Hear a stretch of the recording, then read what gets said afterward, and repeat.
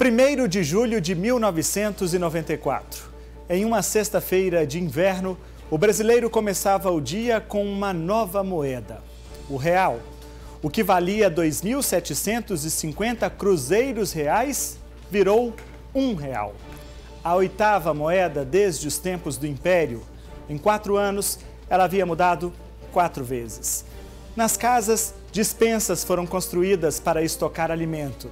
Nos mercados, a máquina de remarcar preços trabalhava freneticamente durante todo o dia. Os salários não tinham valor. A nova moeda era uma tentativa de controlar a hiperinflação, que chegou a 2.477% no acumulado de 1993. O sociólogo Fernando Henrique Cardoso foi nomeado ministro da Fazenda e disse que o país tinha 3 grandes problemas. Em primeiro lugar, a inflação. Em segundo, a inflação. E em terceiro lugar, a inflação. 7 meses depois, nascia o Plano Real. Um programa de estabilização econômica que dizia não surpreender ninguém, sem os sistemáticos cortes de zeros da moeda, sem o controle de preços pelo governo, sem o congelamento de salários e sem o confisco das poupanças. Será que isso funcionaria mesmo? Por falta de alternativa, a população acreditou. E o real completou neste mês 25 anos. Um quarto de século depois, o problema do Brasil continua sendo a economia. Apesar da inflação agora controlada, o brasileiro convive com o desemprego, que já passa dos 13 milhões de trabalhadores, com um crescimento estagnado e com a moeda desvalorizada. As bodas de prata do Plano Real e o futuro da economia é o tema do Política Cruzada de hoje.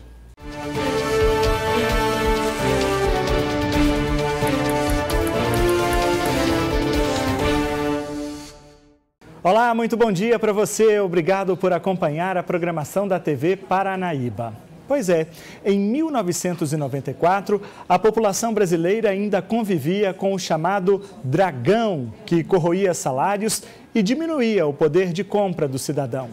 Os salários eram constantemente desvalorizados, os preços de produtos subiam e desciam na mesma intensidade de um elevador de prédio comercial.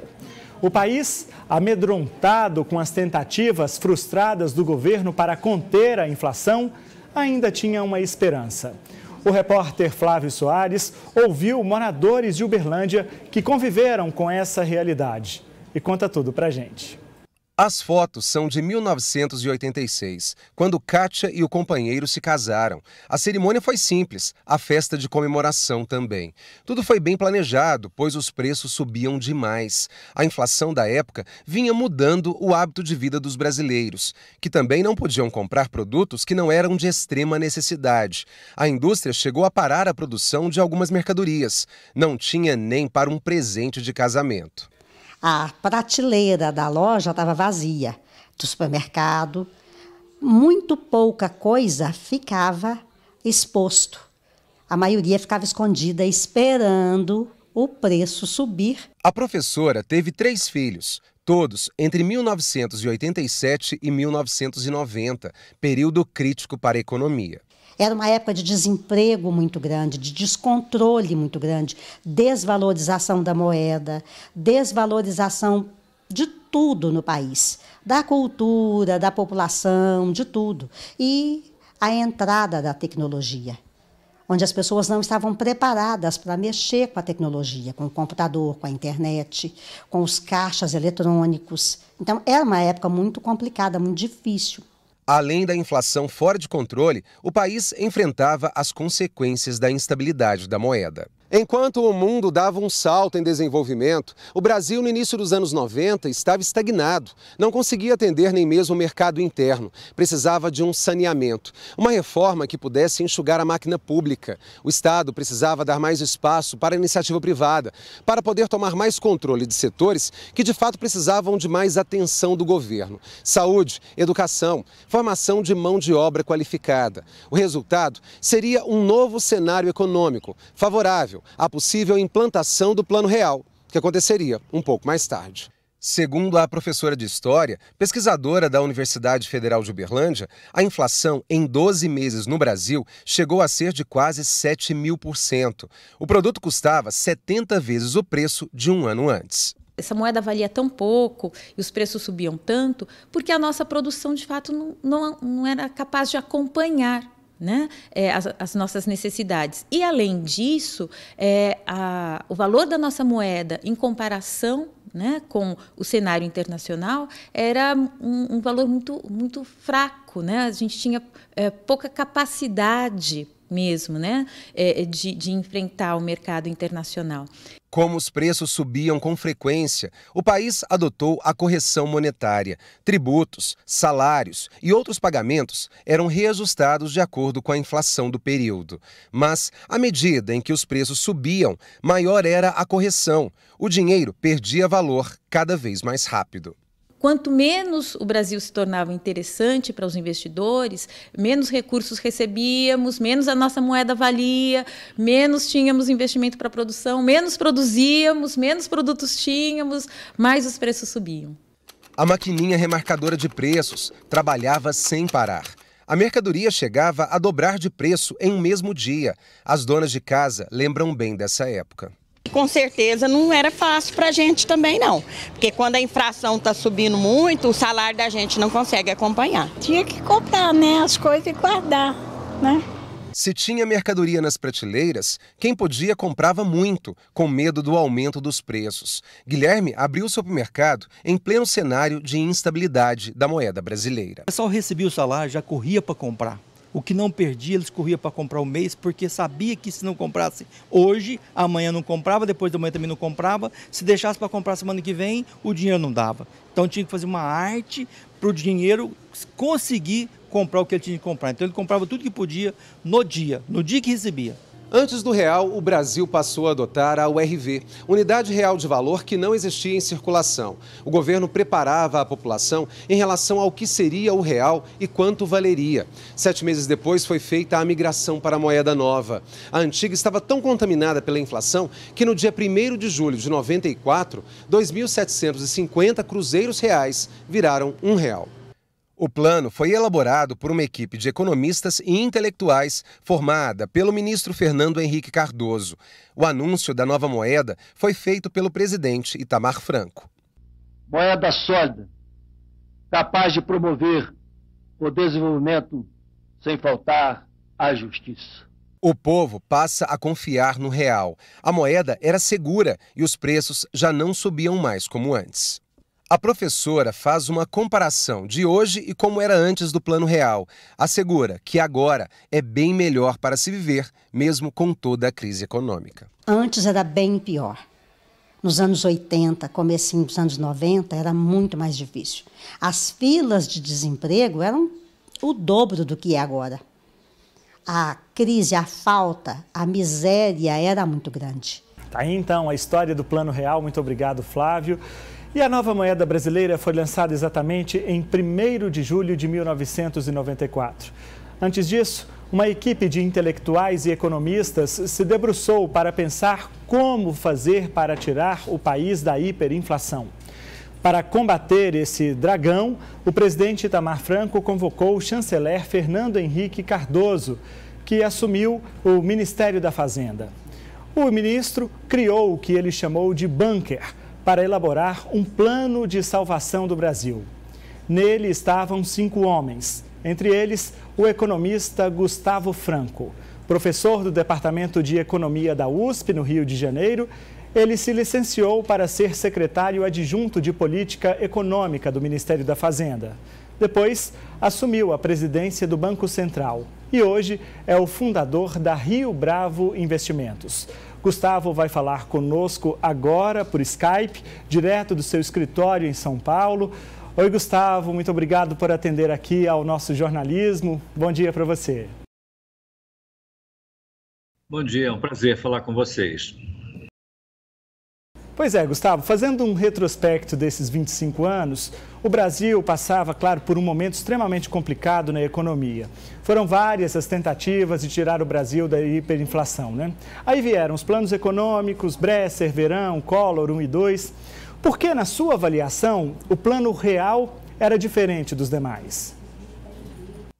Bom, para começar, porque se propôs a tratar a infecção usando antibióticos, coisa que os outros planos não fizeram. De muitas formas, os outros planos enganaram a família do doente, dizendo que a doença não era tão grave e que seria curada a partir de algum truque, como um congelamento de preço e mesmo um confisco de ativos. Nada disso funcionou, é claro. Um ou outro teve um efeito de curto prazo significativo, mas gerou uma frustração cumulativa. No quinto choque, as pessoas já estavam, na primeira semana, já, enfim, irritadas, muito irritadas. Inclusive, o próprio Supremo Tribunal Federal, no plano Collor 2, que foi o último deles, meio que acabou com o plano, assim, aos 5 minutos do primeiro tempo, porque chega dessas coisas agressivas, invasivas, que causavam mais dor de cabeça do que a doença que se propunham a curar. Tá certo. Gustavo, eu queria agora falar um pouquinho desse passado e dos bastidores mesmo. Conta pra gente como foi a elaboração do Plano Real. Claro, foi um momento muito difícil, a gente sabe que em um primeiro momento, inclusive, você nem queria aceitar, né, integrar essa equipe, mas depois aceitou o chamamento do seu professor, Pedro Malan. Bom, conta pra gente como foi isso. Foi difícil? Eu queria um pouquinho desse bastidor. Bom, foi mais gradual, foi assim. Primeiro, Fernando Henrique Cardoso é nomeado ministro da Fazenda enquanto dormia numa viagem ao exterior. Começa assim. E acordando em Washington, ele é o ministro da Fazenda, e então liga para alguns amigos e começa a recrutar pessoas para trabalhar com ele. Nesse primeiro momento, Edmar Baixa, eu e Winston Fritz fomos os 3 economistas que nos juntamos a ele. Isso foi em maio de 1993. Mais adiante, em outubro, é que vem Pedro Malan para ser presidente do Banco Central. Nesse momento, eu saio da Secretaria do Ministério da Fazenda para ir para o Banco Central. E, ao mesmo tempo, Pércio Arida vem para ser o presidente do BNDES, quase que ao mesmo tempo, e André Lara Rezende se torna negociador da dívida, alguma coisa assim. E esse era, vamos dizer, o grupo que começou a conversar sobre organizar o Plano Real, na altura aí de outubro, novembro de 1993. Começamos a escrever para valer em dezembro de 93 e 28 de fevereiro de 94 foi para a rua a medida provisória que criava o RV e dava o plano de voo, que se completou só na segunda medida provisória, que veio em 1º de julho de 94. O RV durou 4 meses e muita gente achava que ia durar mais, mas bastou esses 4 meses para organizar. E a formulação, ela teve muitos inputs desse time, também de pessoas da máquina pública que participaram dos 5 outros pacotões anteriores e, portanto, muita coisa aprenderam com essas coisas e sabiam vários truques importantes que a gente aproveitou no Real, que acabou sendo um exercício muito produtivo de diálogo entre economistas e advogados. Afinal, o idioma com o qual você faz a reforma monetária e o plano de estabilização é o dos advogados. Era preciso meio que penetrar no mundo deles para fazer direito e não deixar os problemas que os outros pacotões deixaram nos tribunais, essa confusão toda. Isso e também tornar o plano de estabilização algo mais do que meramente tratar dos sintomas. A inflação é um sintoma de muitas doenças, então era preciso tratar das doenças, né? Quais doenças, de que jeito. Não tinha toda uma agenda pertinente aos bancos públicos, sobretudo, Banco Central, Conselho Monetário Nacional, agendas relativas aos estados, agendas fiscais. Era uma encrenca sem tamanho, para a qual a gente teve que fazer muitos times de especialistas em assuntos específicos que era preciso tratar no contexto de uma mudança assim tão fundamental como foi o real. Correto. Você mencionou aí da URV, né? Inclusive, nós sabemos que a conversão da URV para o real era considerada ali uma medida muito arriscada, né? Havia o medo da própria equipe que a inflação do cruzeiro real fosse contaminando a moeda nova, etc. e tal. O que fez você, em especial, acreditar que a transição, a conversão ia dar certo e a moeda nova não seria contaminada pela inflação? É o seguinte, o risco que nós tínhamos era ter duas moedas de pagamento, uma competindo com a outra, uma boa e uma ruim. Que fosse a URV e o Cruzeiro Real, as pessoas vão querer receber na moeda boa. E as experiências de outros países que tiveram duas moedas era que o povo sempre quer a boa e a ruim, a inflação na moeda ruim explode. Esse risco a gente diminuiu muito, praticamente eliminou, fazendo com que a URV fosse apenas uma moeda de conta, uma moeda de contrato. Essa foi uma inovação deste plano, que não estava escrita em lugar nenhum e que deu singularidade a essa experiência.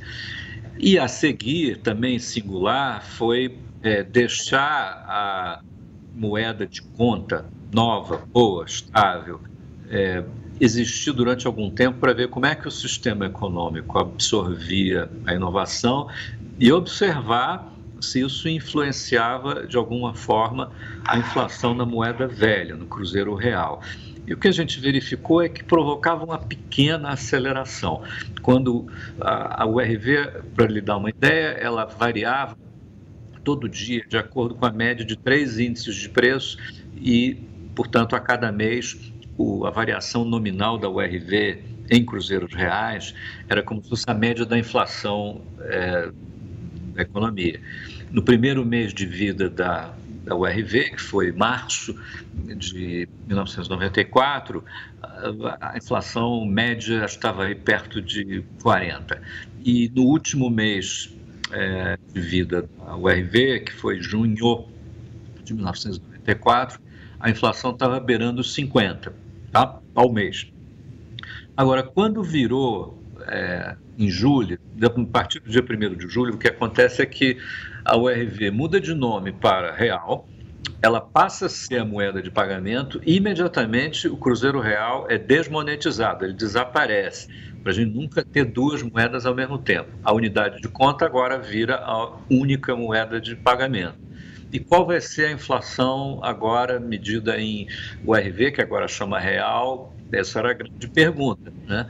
E aí, nesse primeiro mês de julho, quando ia acontecer essa exposição da moeda nova ao julgamento das pessoas, julgamento do mercado, é que a gente ia ter o teste verdadeiro se a população acreditou ou não.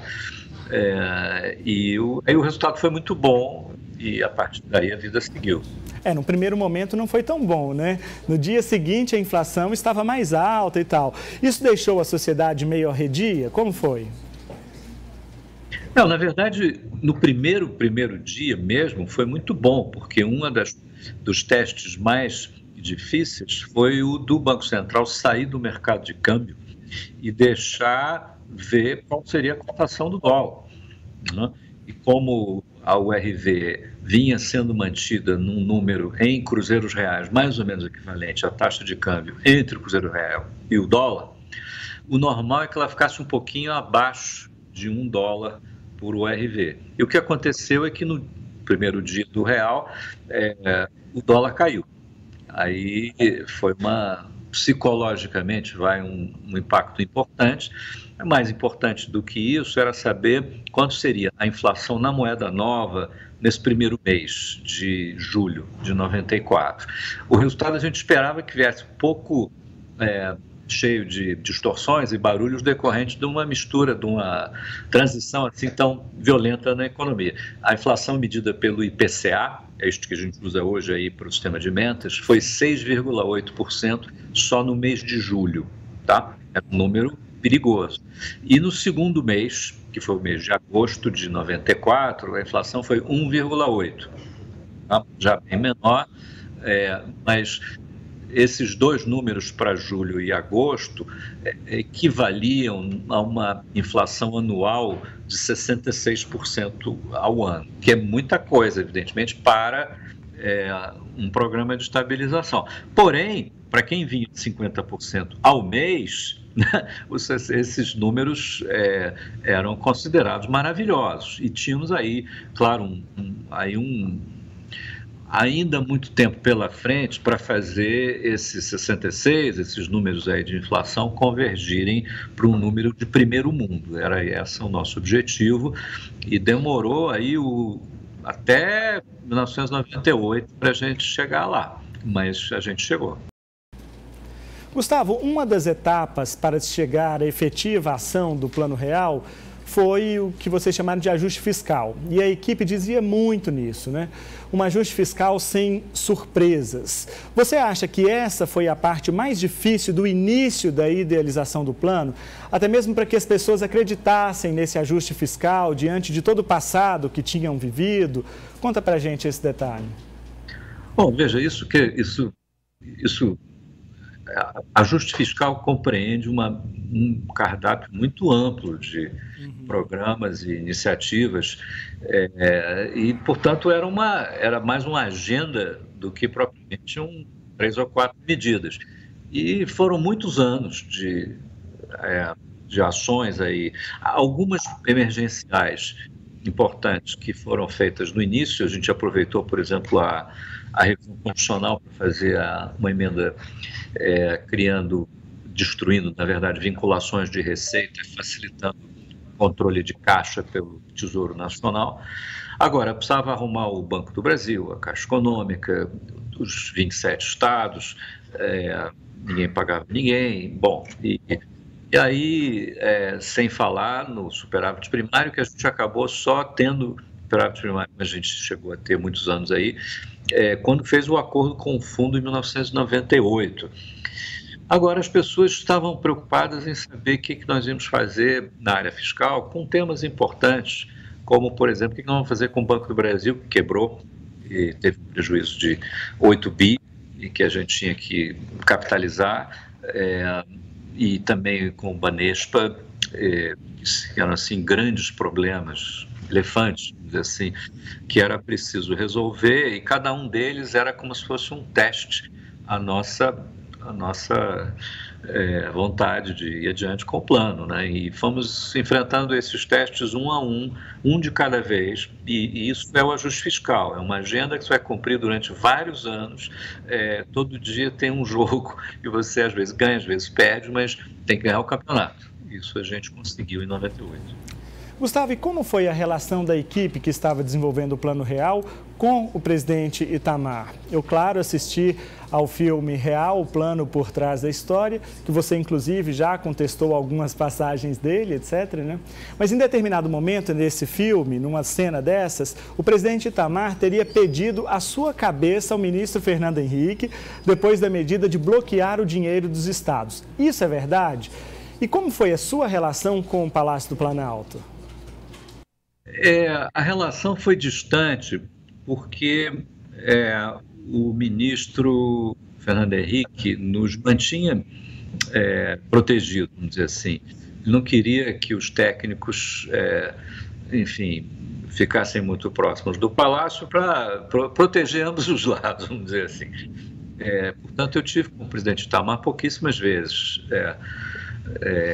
E praticamente o ministro Fernando Henrique monopolizava esses encontros, que foi uma fórmula muito boa. Mesmo quando o Fernando Henrique saiu em maio de 94, a eleição, o ministro Recupero continuou fazendo esse trabalho, vamos dizer que ele fosse todo dia ao Palácio, despachar com o presidente. Eu só me lembro de ter visto o presidente nessa época, quando, nas vésperas de ir para a rua, na medida provisória que criou a URV, foi na noite de na tarde de 27 de fevereiro, salvo engano, precisava ir para a rua no dia seguinte, teve uma reunião ministerial que durou a tarde inteira com o presidente. Eu fui chamado para participar, para esclarecer um detalhe ou outro, acabei ficando na reunião várias horas. Mas a relação com o presidente era assim, era distante. Ele mantinha acho que ele gostava disso que fosse assim, né? Então, que ele tenha pedido minha cabeça, eu não lembro, mas não duvido. Certo. Bom, e a relação com o Congresso Nacional, inclusive, dentro ali do próprio PSDB, partido de vocês, a gente sabe que havia uma certa resistência, né? Tem uma passagem com o então deputado José Serra, que não era tão afeito ao Plano Real. Como foi esse diálogo? Quais eram as intenções do deputado? Pois é, uma coisa é o relacionamento com o Congresso Nacional, outra coisa é o relacionamento com José Serra, são coisas diferentes. Mas o que acontece é que antes mesmo do Plano Real, nós tivemos um episódio que quase que acabou com a gente, que foi a passagem de uma lei salarial proposta pelo deputado Paulo Paim, que passou no Congresso com unanimidade de votos, menos um voto do deputado Gustavo Krause, ex-ministro da Fazenda. E que foi um episódio traumático, que era uma lei salarial que ia disparar a hiperinflação, mas era daquelas coisas que o Congresso faz só para o presidente ter que vetar e voltar ao Congresso para discutir uma lei salarial. Então, isso eu acho que acabou dando mais trabalho do que o depois. No geral, não foi muito trabalhoso com o Congresso. E também, veja, nós ainda estávamos no governo Itamar, tinha uma maioria parlamentar associada ao presidente Itamar, que tinha sido a maioria que se organizou para realizar o impeachment do Collor. Então, o governo tinha uma boa influência, sabia lidar bem com o Congresso e tinha um produto muito bom que o Congresso aceitou muito bem. Com José Serra aí é outra conversa, porque é um aliado do mesmo partido, mas, de certa maneira, ele foi preterido pelo Fernando Henrique quando o Fernando Henrique foi nomeado ministro da Fazenda. Serra foi sempre o economista principal do PSDB. Antes de tudo isso, em 91, quando o governo Collor entreteve uma aliança com o PSDB, parte da história era Serra ocupar o Ministério da Fazenda no lugar de Zélia Cardoso de Mello. Durante um bom tempo, alguma equipe da qual eu fiz parte, sob a liderança do Serra, se preparou para isso, que acabou não acontecendo, mas serviu para juntar um pouco a equipe, e é meio que um paradoxo que alguns anos depois o PSDB vai ocupar o Ministério da Fazenda, mas não com Serra, mas com Fernando Henrique, que chama mais ou menos aqueles caras que se reuniram lá em 91 para essa possibilidade que não aconteceu. Aí, num ambiente novo, então, acho que Serra ficou um pouco com sentimentos confusos, com relação a essa experiência que ele apoiou, sim. Tinha lá as restrições dele, que foram ficando mais claras no decorrer do tempo. E mais adiante, quando o Fernando Henrique é eleito presidente, o Serra se torna ministro do Planejamento, passa a fazer parte do time. Ele não é uma pessoa fácil, então teve aí seus problemas e acabou saindo em meados do mandato para disputar a eleição de prefeito em São Paulo. A vida seguiu e o Plano Real se consolidou. Pois é, Gustavo, antes da gente falar um pouquinho de futuro, né, também quero ouvir a sua opinião sobre isso. Para terminar essa coisa do passado, é verdade que o Palácio do Planalto, aquela época da discussão do Plano Real, queria insistir ainda na ideia de ter no plano algum mecanismo de controle de preços, e aí você interveio nisso? Disse que não é assim, que não podia fazer. Como que vocês fizeram para tirar essa ideia do Palácio? Bom, o jeito que isso aconteceu está no livro do Guilherme Fiuza, que você mencionou, está no filme. Tem também um livro escrito, salvo engano, pelo Josias de Souza e mais, acho que Gilberto de Menstein, sobre ali mas tudo aconteceu nesta reunião ministerial do dia 27, salvo engano, de fevereiro de 1994, que era a última aprovação interna da medida provisória da URV. Nesta reunião, o ministro Parelli foi o portador dessas demandas, que em alguma medida, imagino eu, aqui na minha ingenuidade, eram também desejos do presidente, né? Se não fosse assim, o ministro Parelli não teria sido tão insistente. E ele insistia em 3 coisas: salário mínimo de $100, conversão de salários pelo pico e controle de preço ou congelamento. Qualquer uma dessas 3 coisas, ou qualquer meia dessas 3 coisas, detonava o plano real. Então, nós entramos nessa reunião, o ministro Fernando Henrique começou a reunião sem ninguém da equipe, mas muito preparado para se qualquer coisa desse tipo que aparecesse, ele acabou, não tem plano, nós vamos embora e bota o Parelli para fazer o plano dele. E aí assim aconteceu. Acho que o Fernando Henrique levantou da mesa e pediu demissão, que eu visse pelo menos, acho que 2 vezes e meia, e numa reunião muito tensa, onde os temas foram esses: salário mínimo, salário pelo pico e controle de preço. E o controle de preço foi o último, e esse em particular, sim, eu levei uma bronca direta do presidente. Mas tudo bem, acabamos escrevendo um dispositivo na lei que era meio para enfeitar e não tinha nenhuma importância prática, e de propósito mesmo. Muitas coisas num pacotão tem importância ornamental mesmo, então ninguém queria controle de preço, o público não queria, nós não queríamos, então nós colocamos ali uma coisa para enfeitar, e era a melhor maneira de colocar, e ficou ali enfeitando e ninguém reparou e passou, e felizmente não criou problema nenhum. Certo. Bom, Gustavo, eu quero agora que você olhe para a nossa moeda 25 anos depois. Como você a vê? Claro, a gente está falando aqui de uma inflação bem controlada, diferente do início dos anos 90, mas também a gente tem a diminuição da produção, do consumo, tem o desemprego que aumentou muito. Como você está vendo a economia hoje?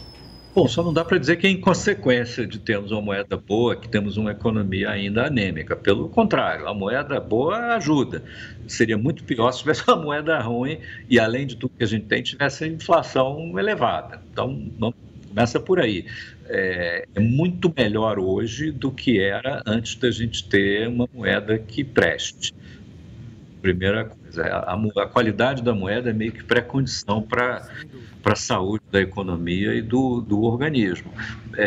E 25 anos depois, acho que nós só temos a festejar que a gente tem a inflação sob controle. O que é de se lamentar é que a gente não tenha feito reformas adicionais com o intuito de fazer a economia também se tornar dinâmica, como são as economias emergentes da Ásia, que durante esses 25 anos aí deram 2 cambalhotas para cima, enquanto nós ficamos parados em matéria de produtividade, sobretudo.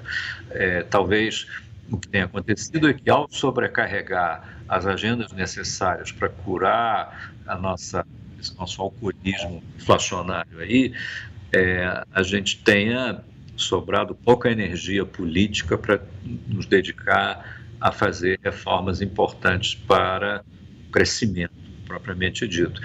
E tristemente, quando não tem uma urgência que faz a gente andar mais rápido, as resistências às reformas tendem a ficar mais fortes e tudo fica adiado, tudo fica pela metade, faz só um pedacinho, e aí a coisa não anda, né? E aí a Previdência é um assunto que a gente discute desde lá de trás. Se tivéssemos resolvido lá atrás, estaríamos discutindo outras agendas agora, já pensando 3, 4 degraus acima em matéria de renda per capita e de prosperidade.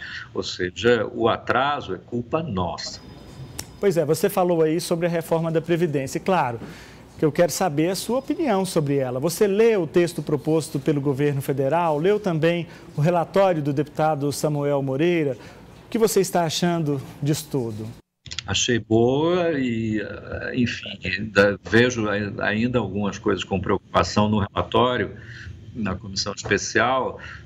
A principal delas, tirar os estados e municípios da reforma. É um absurdo, não tem o menor cabimento.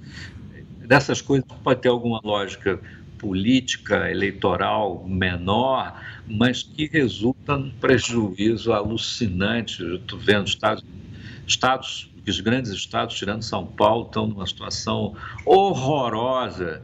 E como é que pode a reforma não incluir os estados? Enfim, esse talvez é um ponto. A história sobre capitalização, acho que também enfim, é ruim que tenha ficado fora, já porque isso abre portas muito importantes para fazer um sistema previdenciário mais moderno. Tem muitas experiências aí internacionais que são úteis para se montar um sistema como esse funcione. Enfim, são temas, mas que, no contexto geral das coisas, se for obtido aí o trilhão em economias nos primeiros 10 anos, como proposto pelo ministro, será um avanço muito grande, só de se festejar. A conta foi fechada assim, meio com coisas que acho que não deviam acontecer, aumento de imposto, né? Aumentou o imposto de renda das empresas, na forma da contribuição social sobre o lucro líquido dos bancos. Aí acho que é um pouco cosmético, né? Vamos ferrar os bancos aqui para mostrar que a gente está preocupado com bobagem, né? Aumento de imposto. Mas, enfim, a democracia é isso, vai para o Congresso, sempre sai uma surpresinha ou outra, né? Bom, Gustavo, recentemente na Argentina, o presidente Bolsonaro falou em adotar o que ele chamou de peso real, né? Como você, que foi considerado um dos pais do real, viu essa história? Não, a ideia é péssima, não tem o menor cabimento, é uma perda de tempo falar nisso, do nosso ponto de vista. Agora, do ângulo da Argentina, acho que é uma discussão legal para eles, porque eles precisam de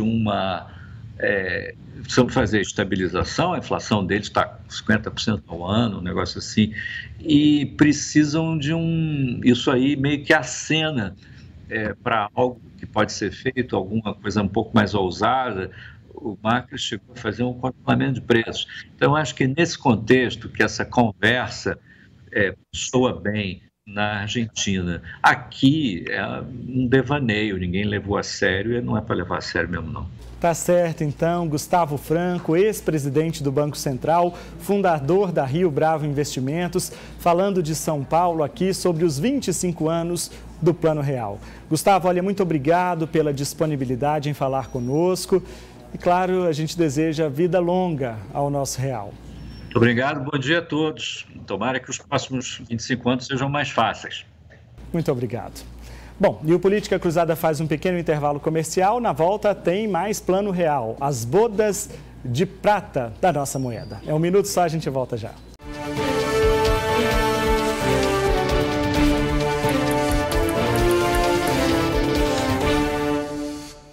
O Política Cruzada entrou em contato com o ex-presidente Fernando Henrique Cardoso para comentar sobre os 25 anos do Plano Real. Um assessor da Fundação FHC em São Paulo informou que o ex-presidente está de férias na Europa o mês todo e, por isso, a agenda institucional estava suspensa. Na terça-feira, pelas redes sociais, Fernando Henrique falou sobre o aniversário da moeda idealizada pela equipe dele. Ele escreveu: o Plano Real se beneficiou dos conhecimentos técnicos da então chamada equipe econômica, do apoio integral do presidente Itamar Franco e dos acertos e erros dos planos anteriores. Assim como agora, a reforma da Previdência amadureceu para ser aprovada. A inflação havia se tornado um flagelo e as pessoas queriam contê-la. Tecnicamente, o plano foi bem feito. O texto é acompanhado de uma fotografia da época em que o então ministro da Fazenda apresentava a nova cédula da moeda brasileira. Neste caso, a nota de R$1, que deixou de ser fabricada pela Casa da Moeda em 2005. E o nosso tempo de hoje já acabou. Eu desejo a você um excelente domingo, uma ótima semana e até domingo que vem aqui no Política Cruzada.